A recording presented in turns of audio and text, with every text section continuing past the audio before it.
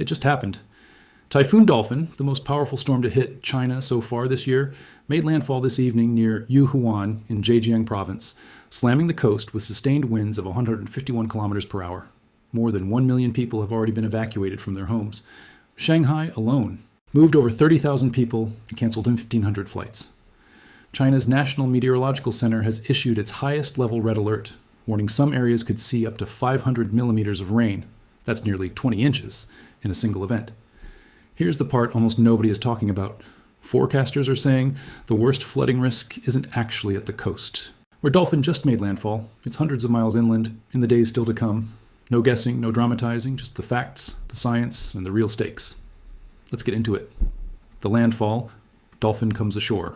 Sunday evening, local time, roughly 5:30 p.m., Typhoon Dolphin made landfall near Yuhuan in eastern Zhejiang province. At landfall, the storm carried maximum sustained winds of 42 meters per second, about 151 kilometers per hour. For a rough sense of scale, that's in the range Western hurricane classifications would call a Category 1, though typhoon and hurricane measurement conventions aren't identical, so it's a general comparison, not an exact match. Chinese meteorological authorities confirmed it as the most powerful tropical cyclone to strike the country so far this year. The lead up to landfall had already caused widespread disruption. Authorities moved offshore workers to safety, ordered vessels back to port, and stepped up inspections of reservoirs, mountain streams, landslide-prone, slopes, construction sites, and tourist locations across the region. China's National Meteorological Center upgraded its typhoon warning to red, the highest tier in its alert system, in the hours before the storm came ashore. The scale. Over 1 million people moved. The evacuation numbers here are enormous. More than 1 million people have been moved to safety across eastern China.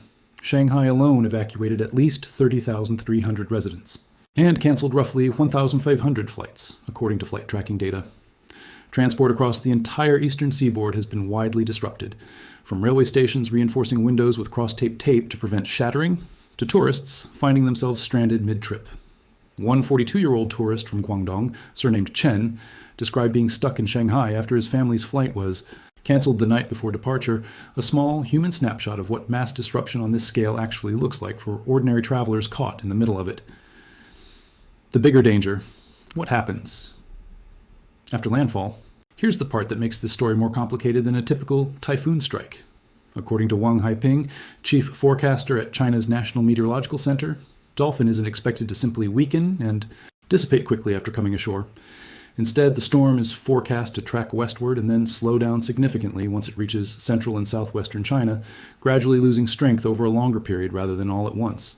That slower weakening matters enormously for flood risk. A typhoon that stalls or moves slowly after landfall can dump rain on the same inland areas for days, rather than passing through quickly. Forecasters have specifically flagged mountainous regions and areas along smaller rivers, far from the coast, as facing elevated risk of flooding and landslides in the days ahead, even after the coastal winds have died down and the headlines have moved on. The science. Why rainfall, not wind, is the real threat. Here at landfall, Dolphin's wind speeds put it at a relatively moderate Category 1 equivalent, not an extreme, record-shattering storm by wind alone. But rainfall totals tell a very different story. Forecasters have warned that some areas of Zhejiang province could see between 250 and 500 millimeters of rain, roughly 10 to 20 inches. And separately, some reports have flagged the potential for over 600 millimeters in the most affected zones. Rain that intense causes damage in a fundamentally different way than wind. Saturated soil on hillsides loses its structural strength, exactly the same mechanism behind landslides anywhere in the world, and rivers that are already swollen from days of heavy rain can overflow with very little additional warning. Because Dolphin is forecast to slow down and linger over central China rather than exit quickly, the total rainfall in some inland areas could end up mattering far more to the eventual damage and casualty count than the storm's wind speed at the coast ever did. Drop a comment and tell me, have you or anyone you know ever been caught in typhoon or hurricane travel disruptions like the ones happening in Shanghai right now? If you want more fact-checked breakdowns of disasters as they unfold, subscribe to the channel, it's free, and hitting like genuinely helps this reach more people. Let's push for 5,000 likes on this one. The wider picture. A region already under pressure. Dolphin's landfall doesn't happen in isolation. It comes during the same stretch of extreme East Asian weather that has already made headlines elsewhere this month.